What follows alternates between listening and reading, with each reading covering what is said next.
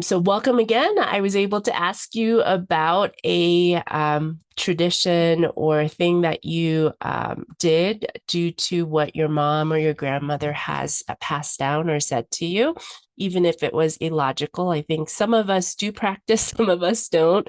But I will lecture just briefly to touch on some important aspect of our um, session in the module. I'm going to talk about communication today, and then also I'm going to touch upon the last three projects that are due at the end of the semester. So we still have another month to go or more, but I know those of you who are planners, I want to just let you know how all those six mini assignments all come together, and you should get all the feedback by now. So, what's most neglected in, unless you're a communication major or you're in a area where media, for instance, or playwright, acting, etc., communication is not really talked about in a lot of different ways. I do think that we in academia do a really great job of writing things, but in order for us to communicate what we're trying to do, we are not doing such a great job of it, just because there's so many different factors that actually factor into communication, as you saw in the elections, for example, in terms of messaging and who you're trying to target and what we're trying to do. You need to understand the communication in the times of transition. So um, I have to say, as a public health professional, we did not do a great job of communicating about COVID pandemic in terms of, um, when it was happening and even afterwards in terms of what's next. So we're going to see some of the after effects of what's going to happen in terms of if there's going to be some restructuring. I've spoken to some of the leaders in public health in terms of we have all this funding, but we're unable to communicate exactly what we need from some of the stakeholders as well as people who are trying to utilize the funding in a useful way. So successful change requires clear communication. So what does clear communication mean? Well, it means that whoever you're talking to must be able to tell you exactly what you're trying to say, which is hard to do sometimes. Collaboration among all levels of organization. So even at the classroom level, just me talking to all of you, there's no guarantee that I am actually giving you clear communication because of your background, what's happening in your life. There's a lot of different factors. So in order to ensure the understanding and minimizing resistance to new initiative, you have to understand your population really, really well. And that's one of the reasons why a lot of times you see big companies hiring lobbyists and people who are experts in that field, because in order to communicate clearly, you have to speak that same language. So it drives the alignment and reduces misunderstanding. One of the things about our communication is it's three-dimensional, meaning people have feelings. And even if, for example, if you are giving some critical feedback, the automatic response on any human nature is to take it personally. However, if you have that trust and relationship, you know that the person who's giving that feedback has the best interest and is not trying to destroy you or trying to sabotage you or all these negative consequences of feeling like you're personally being attacked by a negative or critical messaging. You need to increase transparency, which builds trust. One of the things about AI right now, there's a lot of mistrust because there's a lot of preparatory things that are happening in the background where people are not willing to disclose it because, as you can see, it's billions of dollars of revenue and profit that we're going to get from utilizing a new technology like AI. So although it's in open AI per se, we don't necessarily know what's going on in the background and what's happening. So the clear messaging can minimize resistance by addressing stakeholders' concerns and creating a sense of inclusion, meaning everyone feels included. A lot of times, when you're in a situation where you're not a decision holder or decision maker, you feel like you're not part of the conversation. So it's not one size fits all. And those of you who are philosophy majors or have seen this before in high school or undergrad, one of the core persuasion of techniques in organization context or any kind of persuasive argument, even with your dissertation, is these three concepts that I'm going to talk about in length, which is ethos, pathos, and logos.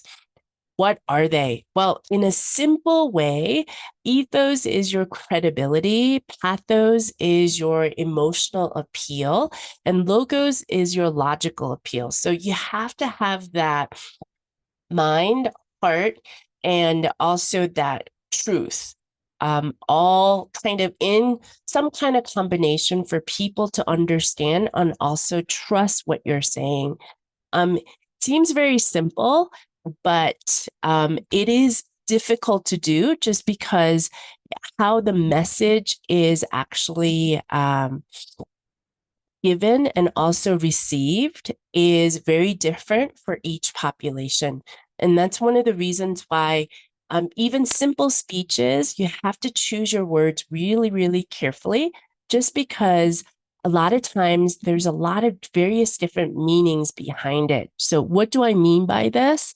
Well, I don't, and of course, I'm going to post this in our module 00, so you could see it if the writing is kind of small, is the ethos. You are trying to create that trust, that credibility that you're an expert. You are highlighting the experience, expertise, and all those things that kind of allows the other person to trust what you're saying is the right one, right? So for instance, you're looking at some proven track record. A lot of times when you see people who are keynote speakers, they talk about how they have 25, 35, 40 years of experience in the field. That kind of gives you that credibility and that trustworthiness of what they're telling you, hopefully is the truth.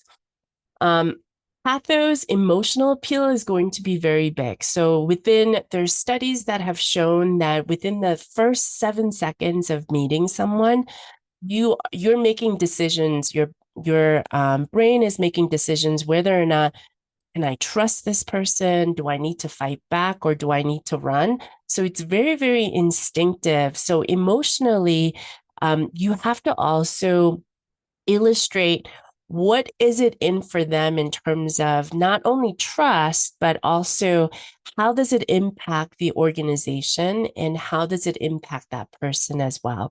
And then logically, of course, logic is a little bit easier because this is when you are giving those numbers, right? Evidence-based, which are easy to do.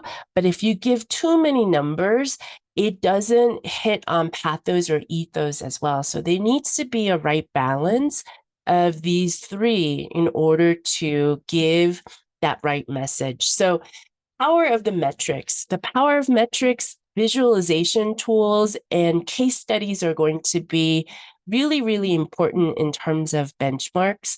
So what does it mean? What we mean by this is power of metrics. You need to give the right kind of numbers, and hopefully through the 6 assignments that you have done, you understand what metrics or what evidence that you can utilize to show why they need to adopt this learning technology tool, especially AI tool. Many of you are using that as one of your learning technology implementation. Visualization is going to be very, very important, meaning that a lot of people don't want to see a lot of numbers, exception of a few. I love numbers, but most people don't want to see numbers. They want to see charts and images of impact, value, and things that are happening, and also case studies and benchmarks, meaning tell me some stories of some successful things that you've done that gave some positive results that actually parallels to not only the learning technology you want your organization to adopt, but kind of get a picture, visualization of what can happen if they adopt with some of the examples. So building trust, I know I had one of my dissertation students a few years back actually done a qualitative study, and she has seen among even health community workers that the most important part of building relationship is trust, which was wonderful because she was able to actually give evidence, not only from her data, but also through the literature that she has seen in her work, that it was reliable and also credible. So building trust takes time, transparency, and honesty, and then demonstrating consistency. So even if you're transparent and you're honest, if your actions are not showing consistency, it also becomes a problem. And creating an open dialogue is going to be also important. So it sounds really easy, but in especially now with very busy lives that we have, we need to figure out what the open dialogue means to people. So some people love texting, some people like to pick up the phone and talk to you. Some people need to meet in person in order to feel that trust. So in order to figure all this out, you really have to know your stakeholders really well. And that's one of the reasons why I think those of you who pick topics in an area where you have a lot of understanding, so those of you who worked in the organization for a long time, know what works in terms of what communication style is going to be very important. So audience segmentation, one of the things that people get this wrong is the fact that they think that one message is going to actually be all messages, meaning it's going to be very important to tailor your message to whoever you're talking to in order to make sure that they understand why this learning technology that you're trying to ask them to adopt is going to be something positive for the organization. So here's some examples. So tailoring communication. So if you're talking to employees, for example, you're talking about their daily workflows and their entrance jobs, satisfaction, and growth opportunities within the organization. However, that message doesn't really matter for executives because the executives really want to know, what is the bottom line? Is the organization profit going to go up by adopting this? And also, if there's going to be efficiency gains, are we going to actually be more productive?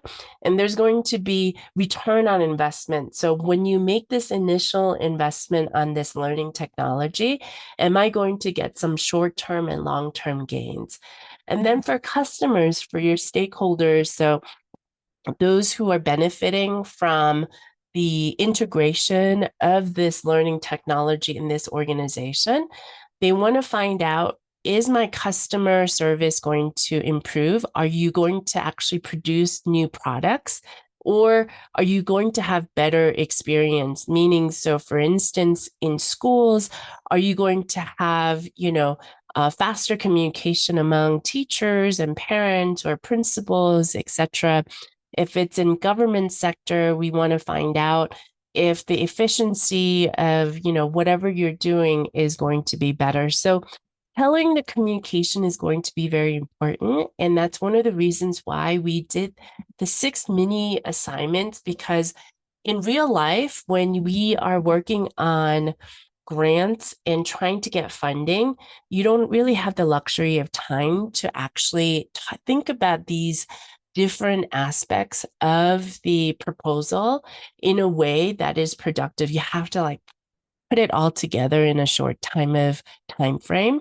So some of the things that I want you to remember when you're messaging and pitching these ideas are a couple of things. So there's ways to also, one of the most popular ones is value-based framing, meaning you figure out what the core values of all the shareholders are or people who have decision powers are, and try to give that new information to the executive and employees to kind of talk about innovation, what it means. If innovation is one of their core values, that's what your messaging is going to be all throughout for all the stakeholders, and then give them specific feedback in terms of what the benefits are going to be. Also, you want to present shared goals. There's one of the things that you're going to run into, and also you're going to see this a lot, those of you who decide to stay in academia, is competing goals, meaning there's so many brilliant people in academia, but it's not necessarily shared goals, especially in America where individuality is king, meaning working together as a group is not really valued per se unless people kind of stand out and get accolades. So, meaning you need to figure out what is a shared goal that everyone is willing to kind of shed their ego and kind of work towards. I think the military does a really great job just because there's a lot of, like I said, brilliant people in the military, but the mission is very, very clear in terms of protecting Americans from harm, whatever the case may be, right? So when it's time, everyone is willing to play their part without kind of figuring out what we need to do. What is a shared goal, and highlighting the benefits? So benefits from each level, because a lot of times when you work with a lot of people in the world, you realize people always ask themselves, what is it in for me? Meaning, yes, we do care about the environment, and climate change. All these are very, very important.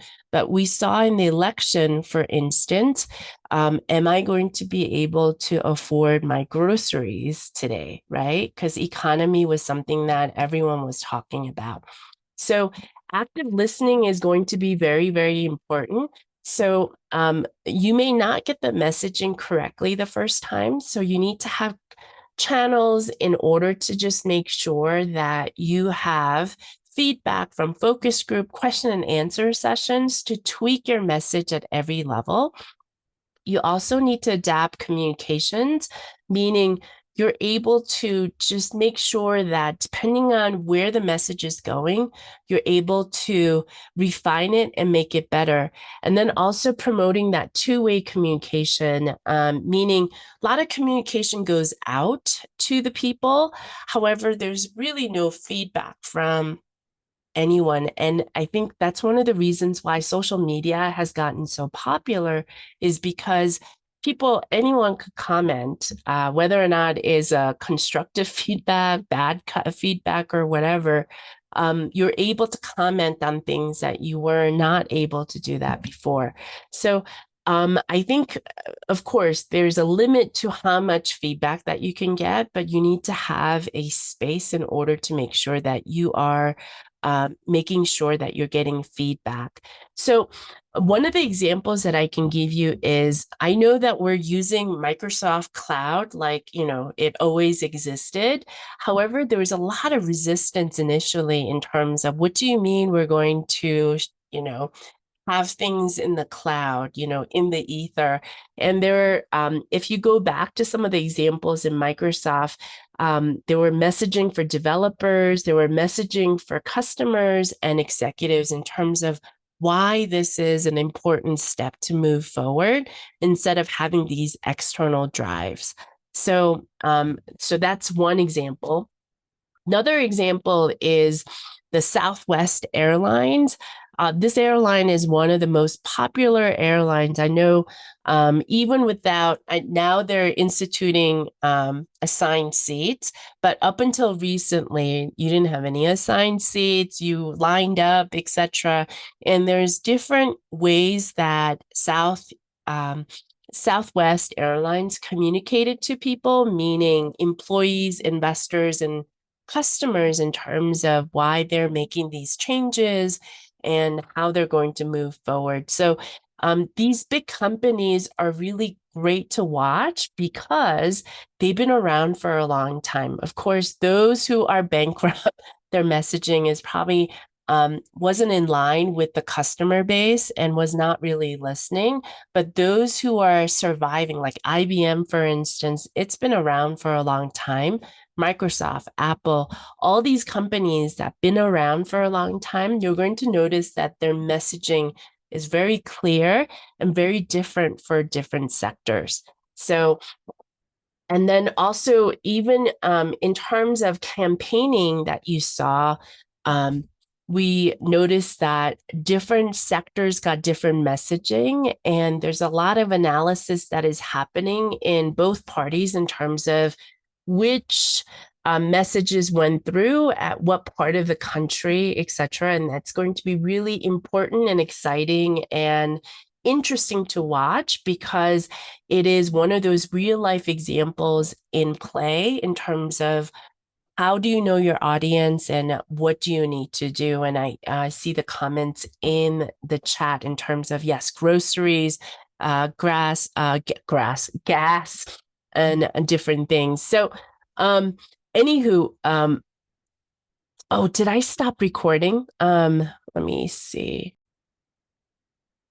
I am recording. So thank you for double checking. So I'm actually going to ask you this. What kind of communication style do you possess?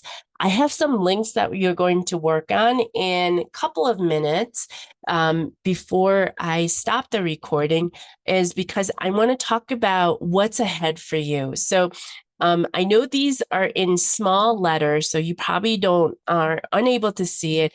Each block is your assignment. So assignment one, the mini assignments that you have done, and the 2-page brief is actually putting these two together.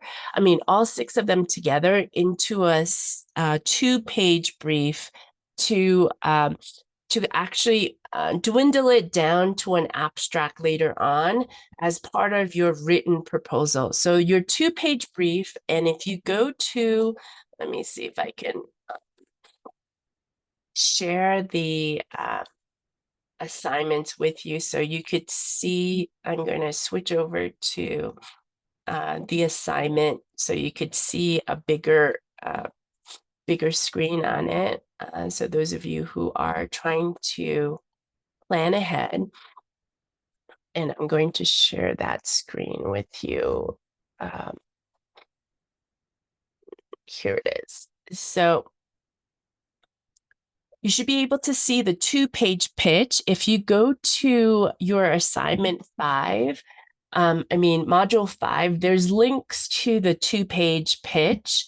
And basically what you're doing is taking all of your 6 assignments and putting it into a cohesive 2-page pitch, which is really popular. Those of you who worked in industries before, your audience is going to be the executives. Those folks who do not have a lot of time to read your, full proposal. This is your 2-page business pitch that you can give to the executives. So basically what you're doing is taking all of your 6 assignments, and you'll get your feedback by next Monday on the assignment that you submitted. And of course, this is going to be extended out to another week because I am giving everyone some more time. But basically what you're doing here is the project title. You could keep the project title that you have, but you can change it if you want to. Executive summary is 2 to 3 sentences, which you've been doing all throughout the 6 mini assignments that you've done. In clearly defined problem statement, you're going to tell me what problem that you're trying to solve and what it is, and answer these questions. and what the main project objectives are. So what is, so the last assignment was the KPIs. That's going to really help you to figure out what you're trying to measure, how you're measuring it, and what success looks like in your organization. Proposed solution, implementation plan, and then expected benefits, risk, and conclusion. All of it that you have already thought about, but what you're trying to do now is combining all of your 6 assignments into a 2-pager. And then next week when we meet together, I'm going to show you a abstract that was really successful in the recent National Science Foundation grant, and to go over how to condense this 2-page pitch into an abstract that is just 1-pager, which has to include all of these. And so this is your one assignment.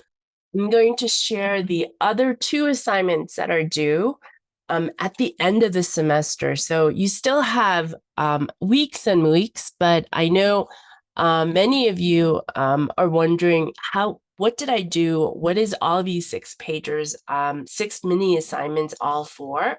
So it was to build you up to the last 3 assignments.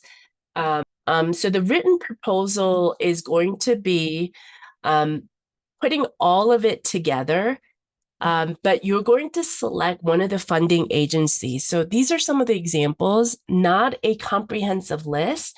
Next week, I'm going to kind of show you what a National Science Foundation abstract looks like. And I'm going to try to find the proposal so you could take a look. But some of the examples of funding agencies are this. So you're going to identify one of the funding agencies for your written proposal.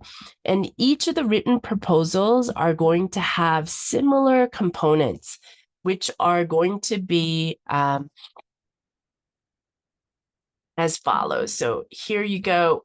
In terms of your written proposal, you're going to find a funding agency, meaning it doesn't have to be one of these national organizations, but it could be some of the smaller organizations where you can submit your proposal.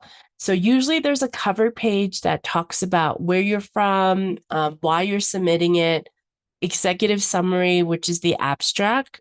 The 2-pager becomes 1 page, and then introduction, project objectives, literature review that you've done in assignment 2, proposed solution and design, implementation, evaluation plan, the budget justification, risk management, sustainability plan, conclusion, and a list of references. In usually, it depends on which organization. It usually is not APA 7th edition. But for this class, we're just going to keep it APA 7th edition. But I want you to think about what organization that you want to shoot for, just because that's going to dictate how you're going to write this proposal. And then the other one that I wanted to show you is the presentation. So the final day of our class, everyone is going to present, meaning you are going to actually have roughly about 15 minutes to go through this presentation structure. You're going to explain what your project was, problem statement, project objectives, proposed solution, implementation, expected results, risk and mitigation strategies, budget overview, evaluation plan, sustainability, and conclusion. So I know it all kind of sounds repetitive, because that was the main idea of why I was doing all these things. By the time you do the written proposal, it is so automatic at this point, where you're getting everything together and you're probably piecing in more information depending on which organization that you have selected. So I am going to stop here.